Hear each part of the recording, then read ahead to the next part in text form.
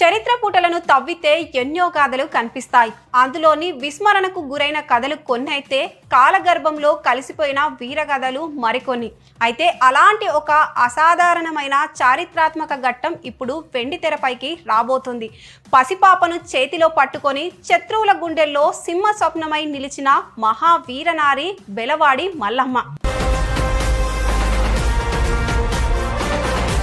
ఆమె అజయ సాహసం, ఆత్మగౌరవ పోరాటం త్వరలోనే ప్రేక్షకులను అలరించనుంది. Kantara fame Rishab Shetty title role పోషిస్తున్న భారీ చారిత్రాత్మక చిత్రం the pride of Bharat Chhatrapati Shivaji మహారాజ్లో బాలీవుడ్ నటి భూమి పెడ్నేకర్ ఈ విరోచిత రాణి పాత్రలో నటిస్తున్నారు. సినిమా సంగతి పక్కన పెడితే 17వ శతాబ్దంలో పురుషాధిక్య ప్రపంచంలో మాతృభూమి రక్షణ కోసం కత్తిపట్టిన ఆ వీరనారి నిజమైన చరిత్రను ప్రతి ఒక్కరూ తప్పక తెలుసుకోవాల్సిందే.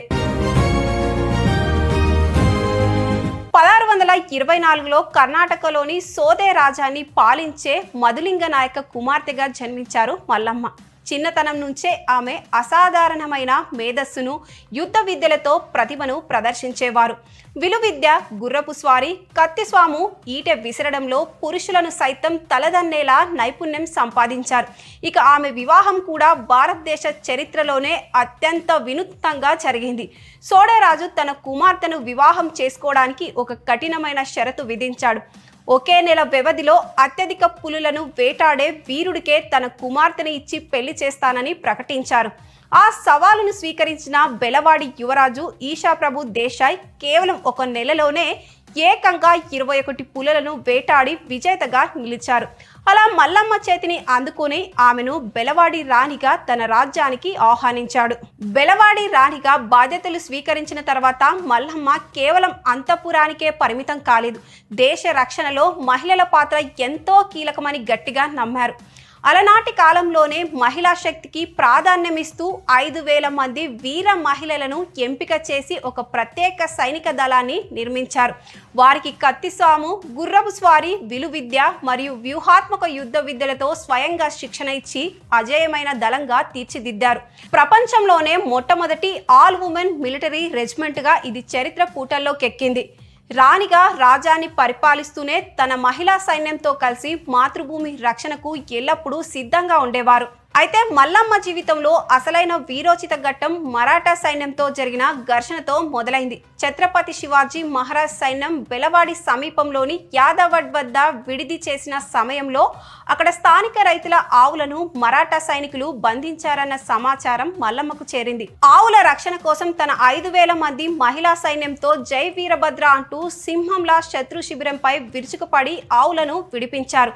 ఈ ఊహించని దాడిలో ఆగ్రహించిన మరాఠా బలగాలు బెలవాడిపై పెద్ద ఎత్తున దాడికి దిగాయి. ఈ భీకర యుద్ధంలో మల్లమ్మ భర్త ఈశాప్రభు వీరమరణం పొందారు. భర్త శవం ఎదురుగా ఉన్న గుండెల్లో దుఃఖాన్ని దిగమింగిన మల్లమ్మ తలవంచలేదు. తన 4 నెలల పసిపాపను వీపున కట్టుకొని ఖడ్గం చేతబూని ఏకంగా 27 రోజుల పాటు మరాఠా బలగాలను ముప్పతిప్పలు పెట్టి వీరోచితంగా పోరాడారు. సుదీర్ఘ యుద్ధం తర్వాత బందీగా చిక్కిన మల్లమ్మను ఛత్రపతి శివాజీ మహారాజ్ ముందు ప్రవేశపెట్టారు. ఒక పసిపాప తల్లిగా, వీరనారిగా రణరంగంలో ఆమె చూపించిన అసామాన్య ధైర్య సాహసాలను, పరాక్రమాన్ని చూసి శివాజీ మహారాజ్ ముగ్ధులయ్యారు.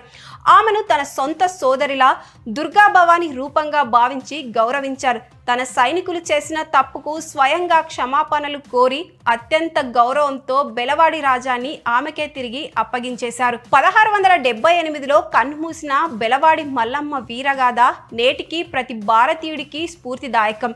ఇప్పుడు బాలీవుడ్లో రూపుదిద్దుతున్న the pride of Bharat Chhatrapati Shivaji Maharaj చిత్రం ద్వారా ఈ మహావీరనారి గాథ వెండితెరపై ఏ